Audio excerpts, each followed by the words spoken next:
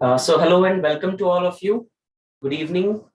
So this is a special session on general knowledge and current affairs for CUET.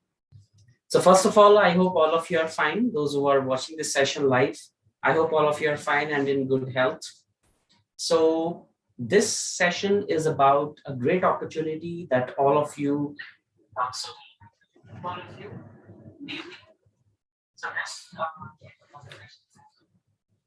So this opportunity is before all of you. Those who want to get into the central universities. So this exam has been announced, the Central University Entrance Test. So all the central universities, there are around 48 central universities in India. And in all those universities, the admissions to the undergraduate programs will now be undertaken through CUET. And this is a great opportunity for all of you because now those skyrocketing cutoffs like 99%, 100%, 98% will no longer be used. And largely, this test is going to be the determining criteria for your selection into those courses. So all the top colleges in India and all the top universities like Delhi University, for example, and all its top colleges will also be accepting the scores of CUET. There might be some modifications here and there. Some may have a separate weightage for it. Some may have, little less. Some may have little more weightage for it. But definitely, CUET is going to be the determining criteria for all the undergraduate programs in the central universities. And in this exam, all the subjects will play a role. So if we understand the pattern of the exam, there are basically 3 sections that are going to be there. So we will be discussing only about section 3, because in section 1, you have to choose a language. So section 1 is essentially going to be a language paper in which I guess most of you will be opting for English, of course, because most of us are having our education in English language. And right now I'm also speaking English, so you're understanding it. And your medium of instruction in school is also English. So English is going to be the paper 1. So that is not our area of concern here. Paper 2 or section 2, in fact, is going to be about domain knowledge. So section 1 is about language. Section 2 is about domain knowledge. In domain knowledge, they're going to test subject specific knowledge. And you have to opt for a minimum of 3 subjects and a maximum of 6 subjects. So there is a list of 27 subjects that has been given. Subjects like history, geography, physics, chemistry, bio, Sanskrit, and like there are 27 subjects that you can study in your undergraduation or in your graduation. So all those are also going to be there.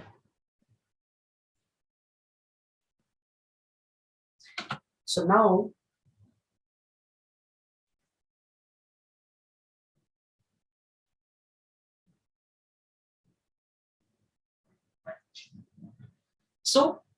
now, then there is section 3. In section 3, there is going to be just one paper. So if we look at the pattern of section 3 that has been provided by the NTA or National Testing Agency, it looks something like this. So in the third section, you have, it's for any such undergraduate program. For any such undergraduate program that is being offered by the university. So this where general test is being used for admission. So this is not compulsory for all the papers, but wherever university says that this exam is to be taken, then it will be taken. And in this, there will be 60 questions to be attempted out of 75. So basically section 3 will have just one paper in which you will get 75 questions and you will have to attempt 60 out of those 75. So it is like a choice is being given to you that out of the 75 questions, you have to attempt 60. Now, if we look at the areas which are going to be there in these, for these 75 questions, broadly it can be divided into 3 areas. One is general knowledge and current affairs, about which we will discuss in detail. So one area is general knowledge and current affairs. Second area is general mental ability and numerical ability, and quant reasoning. So it's like mathematics area basically. And then there is logical and analytical reasoning. So if we divide it into three basic areas, there's going to be verbal reasoning, non-verbal reasoning, then there's going to be quant, and then there's going to be GK and current affairs. So that means almost 1/3 weightage is going to be given. Although we are not sure how many questions from GK and current affairs are going to be asked out of the 75. So it's an open-ended question. They may ask you 10 questions from GK, they may ask you 30, 40, 50 questions.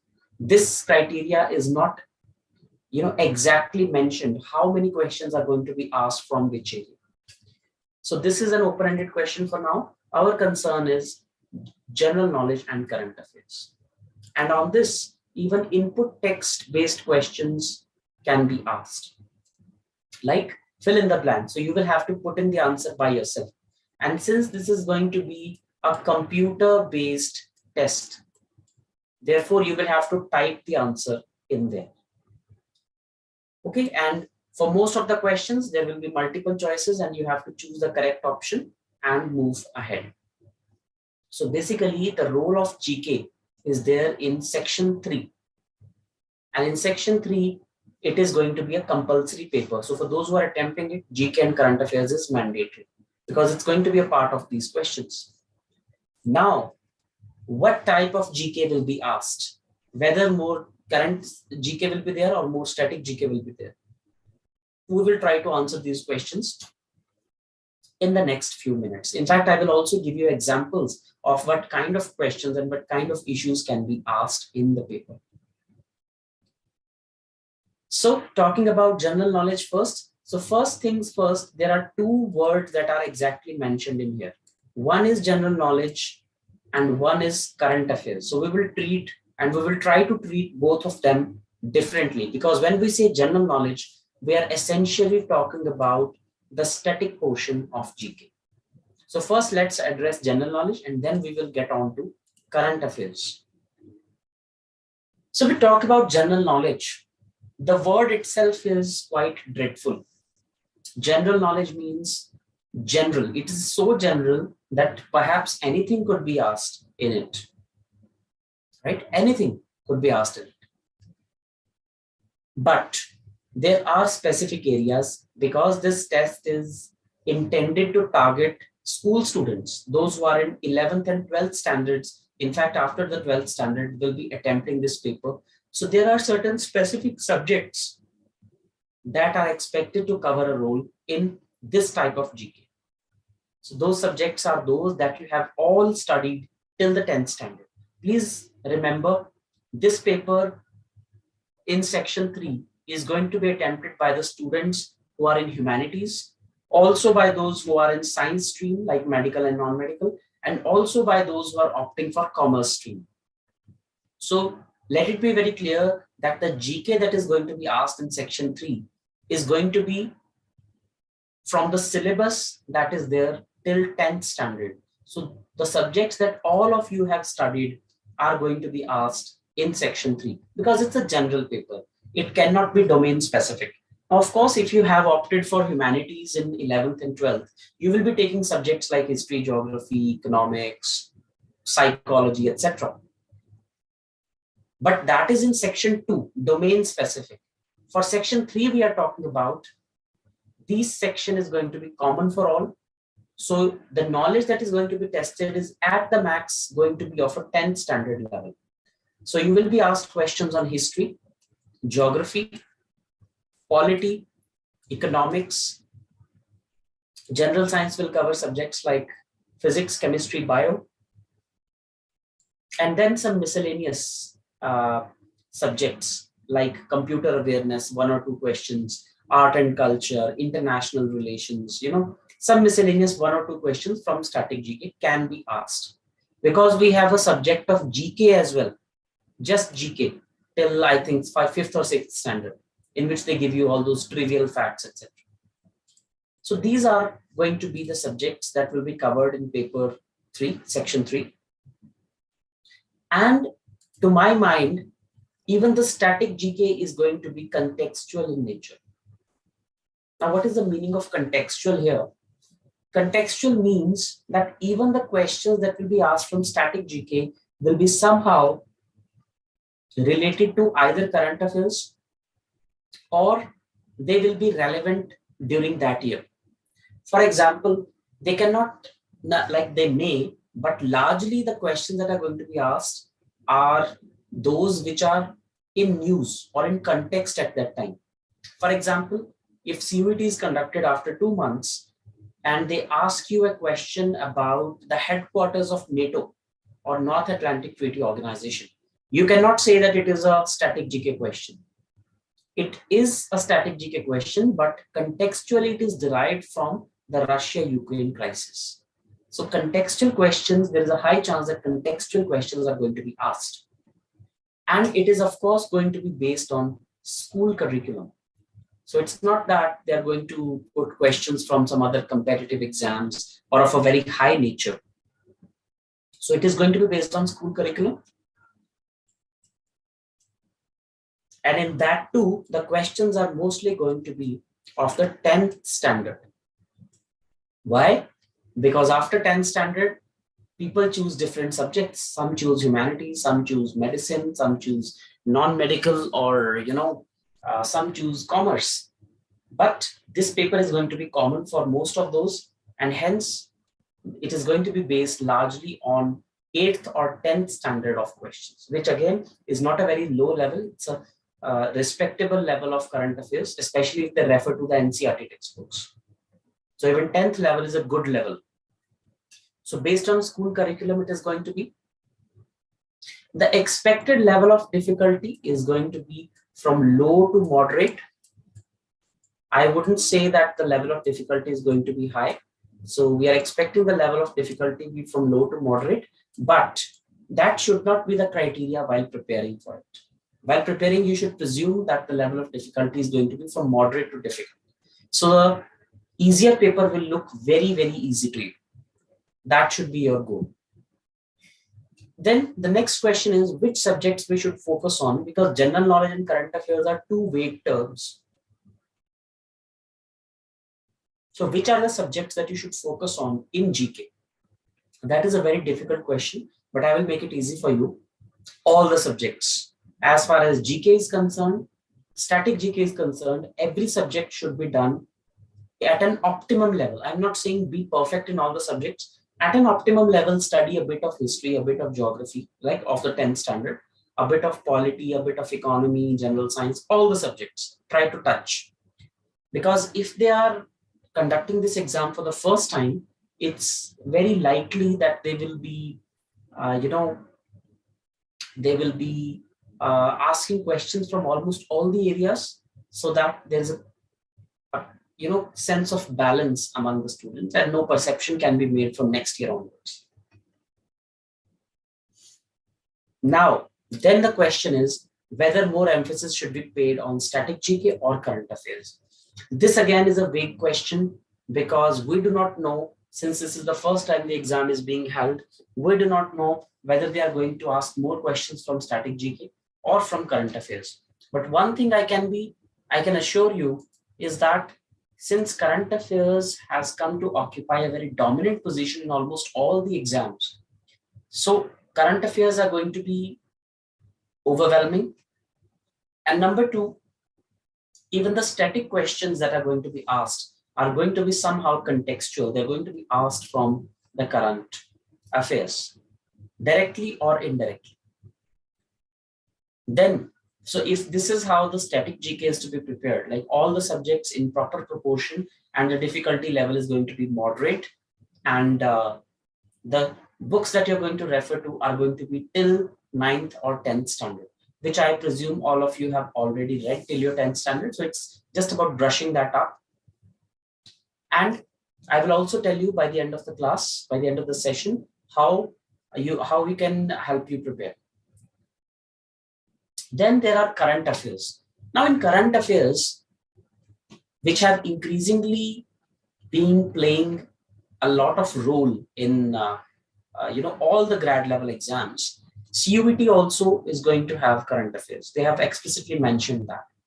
And to my mind, in my opinion, current affairs are going to play a larger role Then static GK, because that is what students also expect, and that is what examiners are also keen to test.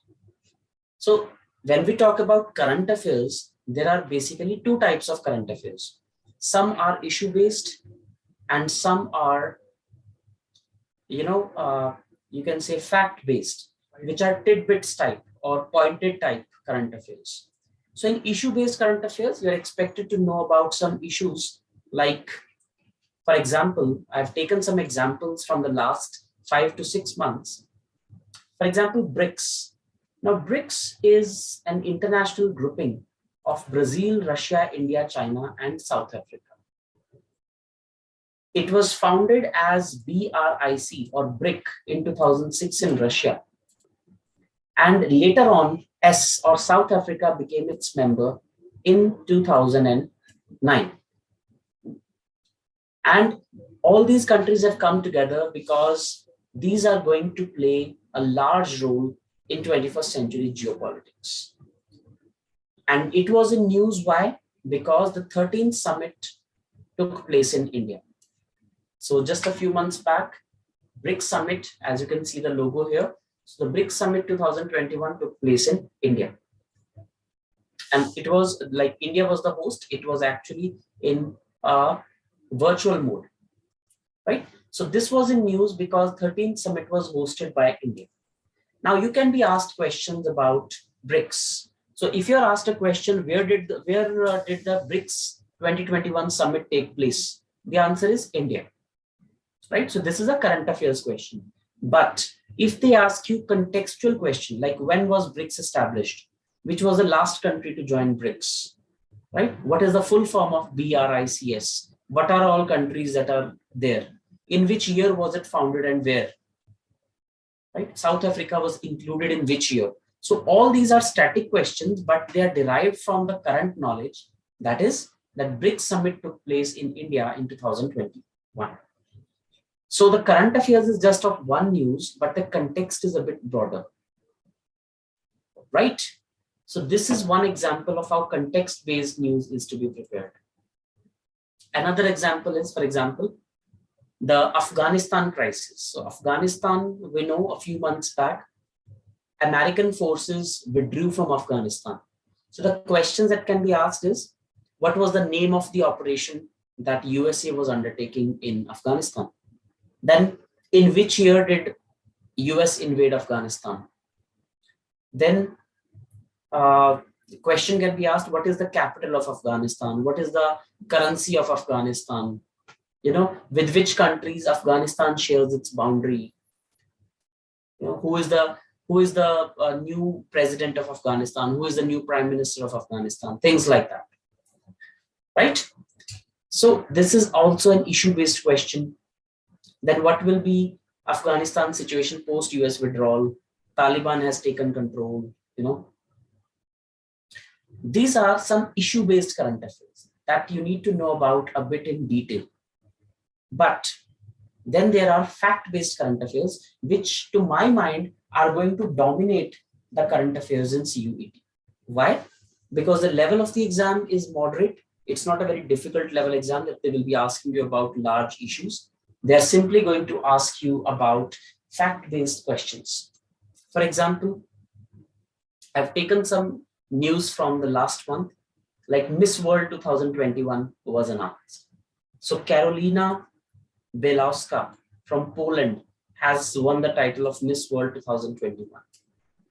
So this is current affairs. They can simply ask you who has become Miss World 2021, or Karolina Bielawska, who has recently become Miss World, belongs to which country, for example, right? Any fact can be asked. Who was Miss India, who represented India in the Miss World competition? So it was Mansa Varanasi. She was Miss India World and she represented India in the Miss World competition. And it was the 70th edition of Miss World. That means the first edition was held in 1952 or 1953. Right? So where was it held? In Puerto Rico. Who was the first runner-up? Sri Seni, which is Miss United States. And who was the second runner-up? Olivia Yates, She's from Cote d'Ivoire. So all these are the facts that can be asked to you. So this is a fact-based current affairs, where something is in news, some book has been written by an author. So the name of the book, the name of the author become important. Miss World has been proclaimed. So her name, her country become important. Similarly, questions can be asked on days, like World Water Day was recently celebrated. So on which day was it celebrated? It was celebrated on 22nd of March. Then what was the theme? Theme was groundwater, making the invisible visible. Right? And who celebrates it? UN Water. It's an agency of United Nations, UN Water. It celebrates the World Water Day. So the World Water Day, the day on which it is celebrated, the theme, all these are important facts from the examination paper. This is how you should prepare current affairs. Then some awards and honors. So we have seen like days, then we saw, so days we saw, then important persons in news, then awards and honors, like Sports Star Aces awards were recently given away. So who were the winners? So the winners were, like in the men's category, it was Neeraj Chopra who won the award because of his gold in the javelin throw. He won a gold medal in javelin throw in the 2020 Tokyo Olympics. That's why he is the Sports Star of the Year male award. Then Sports Star of the Year female award went to Mirabai Chanu, who won silver medal at the Olympics. She's a weightlifter. So all these facts become important. The name of the athlete, the sport to which he or she belongs, the medal they have won, in which event the medal has been won.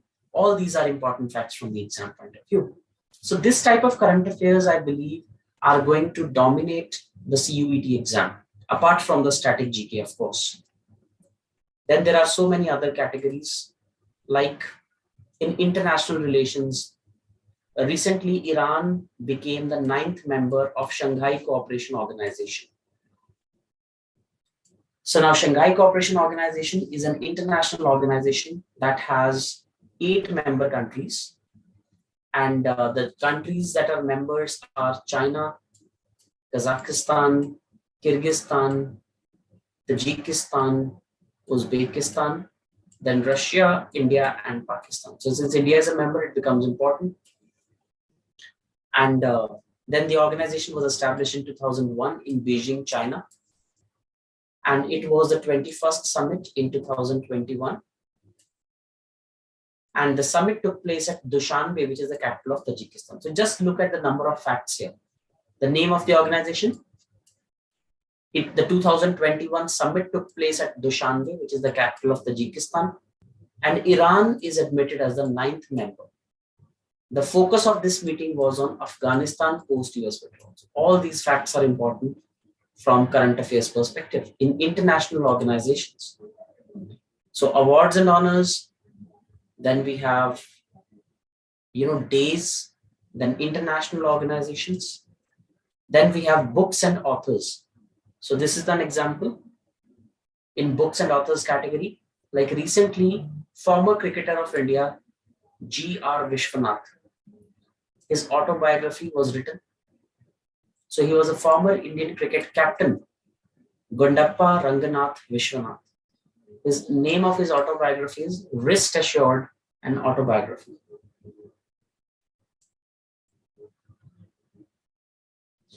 Right? Then who has written it? Senior journalist R. Kaushik. So the name of the book, the author of the book, and the person on whom the book has been written, all these are important facts. So books and authors is another important category in the current affairs. Then important days, like the days having historical significance. So recently, 23rd of March was celebrated as Martyrs' Day, on which Bhagat Singh, Sukhdev, and Rajguru, all the three were executed by the British in 1931 because they were convicted in the Lahore conspiracy case. So days and events from history are very important again.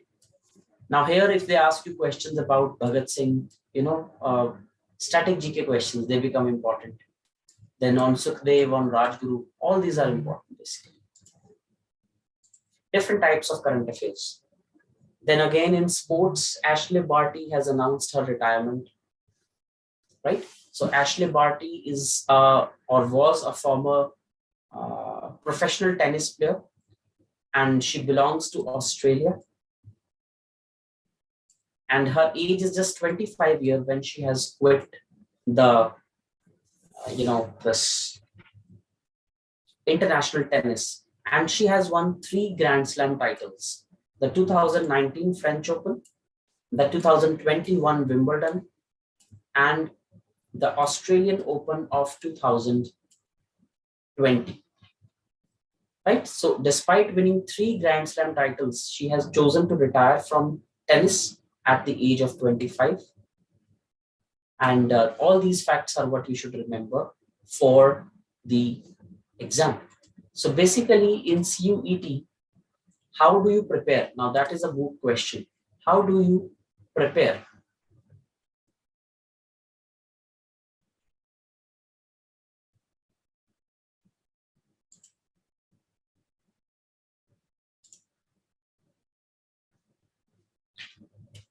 So now the first step that you should undertake when you're thinking about how to prepare is to understand the syllabus. So understanding the syllabus is the first step, I would say. Right? So try to understand the syllabus first. That is the first thing that you will do. Now, what have they done in the syllabus? They have not given any specified syllabus. They have not provided any specified syllabus. They have simply said current affairs and general knowledge. Now, how do we understand the syllabus? Because everybody is going to be appearing, so up to 10th standard is what you are going to cover. Maximum up to 10th standard. And the textbooks that you're going to cover are going to be of subjects like social sciences, history, geography, polity, etc. Then they're going to be about general science, like physics, chemistry, biology, etc. And then some subjects like economics, for example. So these are the standard textbooks that you should cover, and that too specifically for the static GK part. So understanding the syllabus and trying to understand which subjects you should study is the first step. Then the second step is to have a look at or to analyze the equivalent exams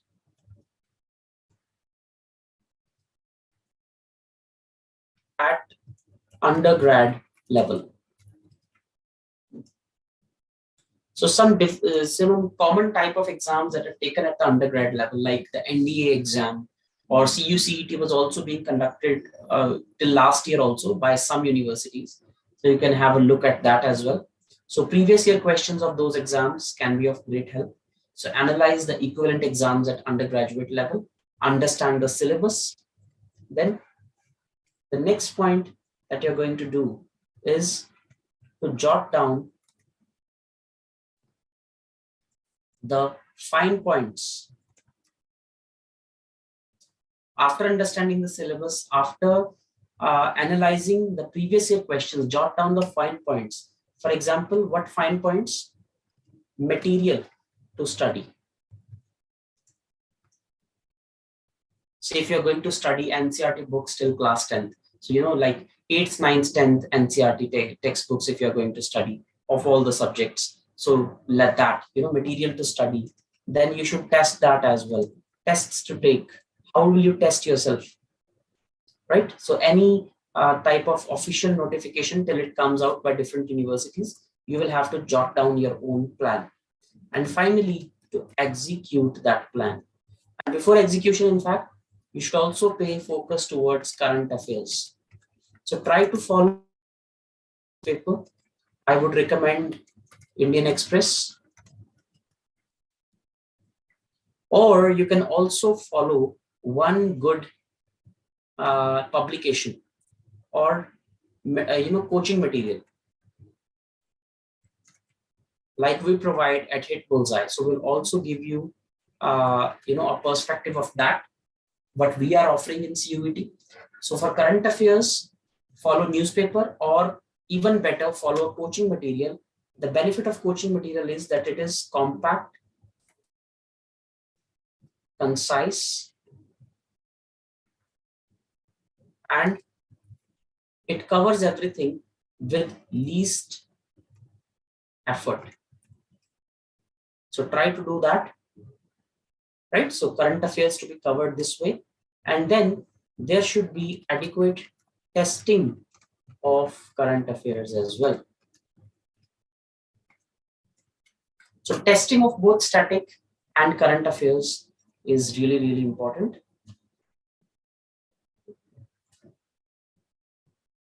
So testing of general knowledge and current affairs is how it is going to be. So this is the entire plan of how you should prepare. You should understand the syllabus first, that what is it that we need to study for section 3.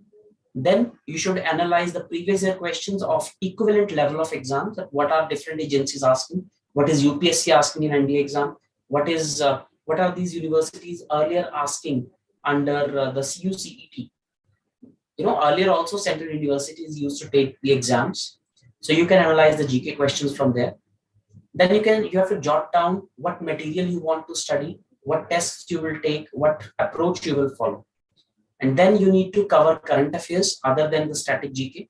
You need to cover current affairs. You can read one proper newspaper, or you can follow a good coaching material, which is compact, concise, and requires least amount of effort from your part. And then you need to test both that static knowledge as well as current affairs. And what if I tell you that all that I have told you, it is doable in or under one roof? You will be given the understanding of the entire syllabus. You will be able to analyze all the previous year questions.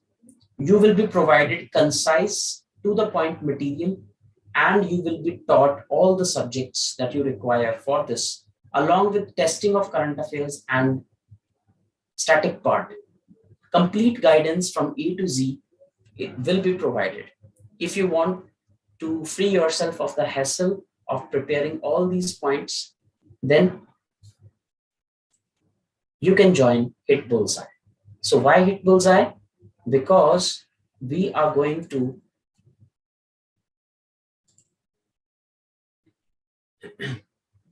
right. So we are going to solve a lot of these problems that you are having. Right? Why Hitbullseye? It is the #1 test portal ranked by Alexa.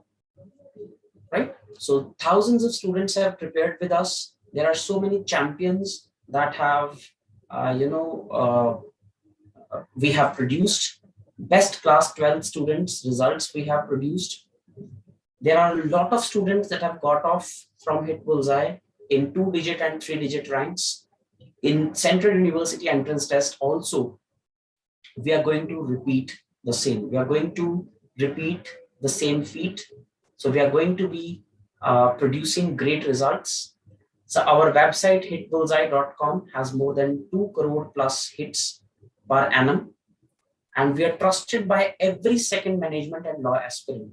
So since you are also social sciences or other universities aspirants, you should also trust us. Our material is industry leading. You can attempt the tests, you can attend live classes, recorded classes. All the material will be provided to you in soft copy, in hard copy, and all the batches for CUET are about to start.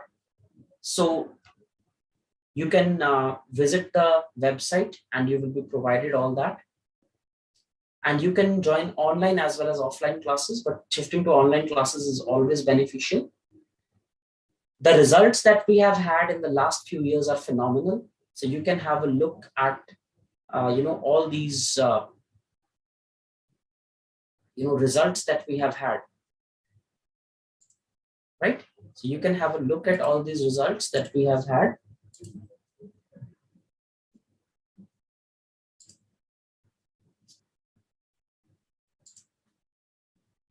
So we have had toppers among all the BBA, IPM, and hotel management exams. And in CUET also, we are going to repeat the same. We have a really good track record as far as the CAT results are there. So in different types of exam preparations at the grad and undergrad levels, we have great results. And in CUET also, we are going to do the same. If you want your photograph to be the next here, if you want to get into your dream college, there are so many colleges that are there, like Delhi University. It has also aligned itself with the CUET. So if you want to get into your dream college, like the Sri Ram College of Commerce is there, the Hindu College is there, Miranda House is there, then Lady Sri Ram College is there. So all the colleges under the Delhi University also are going to accept the CUET scores. So if you also want to be studying in your dream college, CUET is what you are going to crack, and we are going to help you achieve that. If you have any questions, then please feel free to contact Ms. Sangeeta at this number 842-700-1707. Also, you can visit the link grad.hitbullseye.com. All the GK material is going to be there. All the guidance that you want is going to be there. Also, you can avail of, you can avail free of cost video counseling. So I'm going to post the link here that you can use. So this link you can use for availing the free video counseling, right?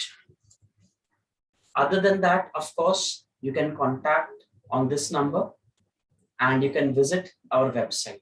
It is our dear endeavor that since this is a great opportunity for all of you who want to be studying in central universities. So please make sure that you visit our website, you prepare really well.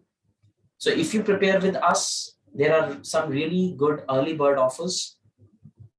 Yes, if you have any questions, please feel free to ask them. Yes, Ishu, please ask the question that you have.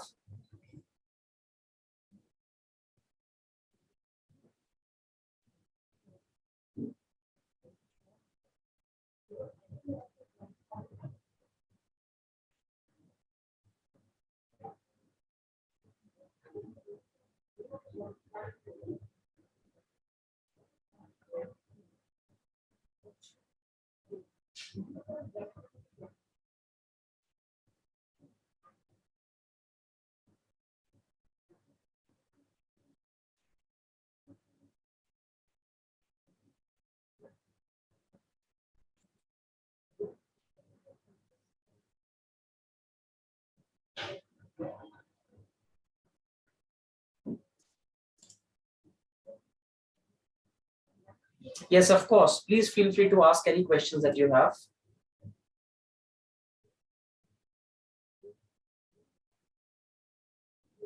Okay, Ishu is asking a question that last year she took a gap. So she took, appeared in her 12th exams last year. So there has been a 1-year gap. So can you take the exam? That is what you're asking. Now see, in the notification that has been released by NTA, they have said that even those students who have a gap year, if the university allows you, so every university is going to come out with their specific guidelines. So if a specific university allows the gap year students to take the exam and take admission on that basis, then of course you're eligible. So what you need to do is you need to check university specific notification. Like today, Delhi University came out with its notification because today the registration for CUET has opened. So today the Delhi University came out with its notification, and you need to read that notification in detail. what they say about the gap year student. So if they allow, then of course you can appear. So it depends upon university to university. So if you want to take admission in Aditi Mahavidyalaya, so just see under which university it is and just look at that university's notification about CUET. It will be clarified whether they will allow gap year students or not.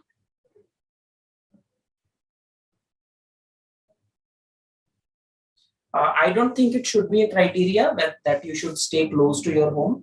If you're getting your dream college, then please try to convince your parents to allow you to go to your dream college. But before that, you need to clear the exam, right? You need to get good rank, and only then you can convince anyone. Yes, Sujita, you have a question? Please ask.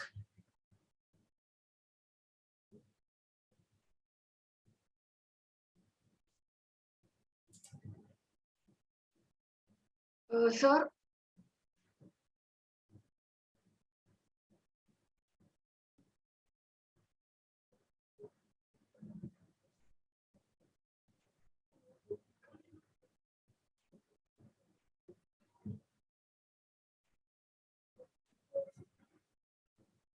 Yes, Sujit, you have a doubt? Please ask.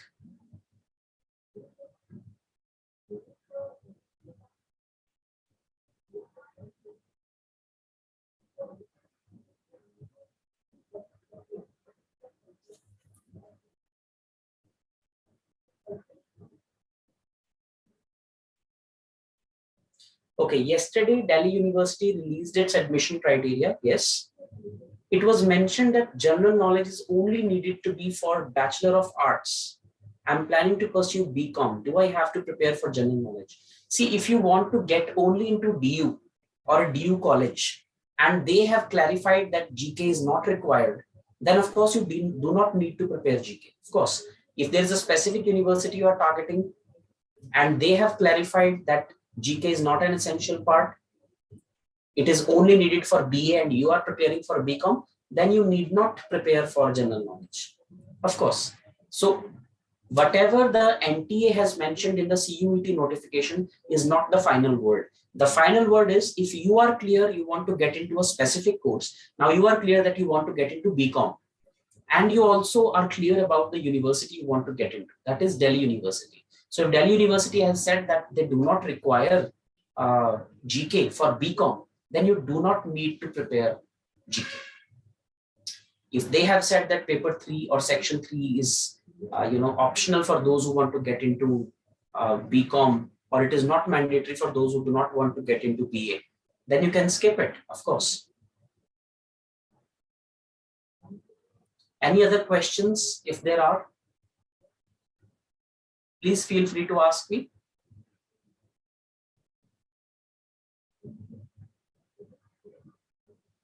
Yes, Ahmed, you have any question?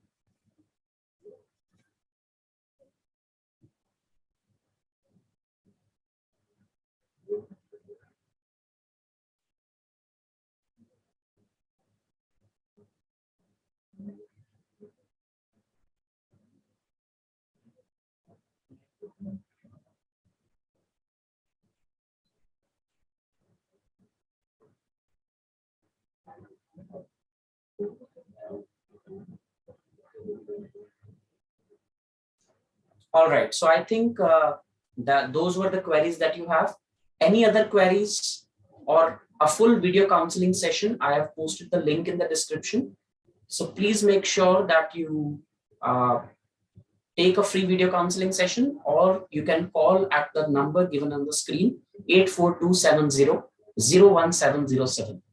Also, you can visit the website grad.hitbullseye.com to know any course that we are launching, online, offline, and any type of classes that we are going to have, any test series that we are going to have for CUET.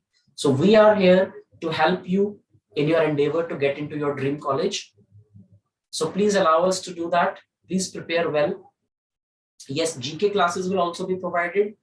Verbal classes will also be provided. Maths, reasoning classes will also be provided. And even domain specific classes will also be provided. So do visit the website, contact on this number, and you will be given full information. That is all for this session. Thank you so much. I wish you all the best for the preparation. Thank you so much and take care.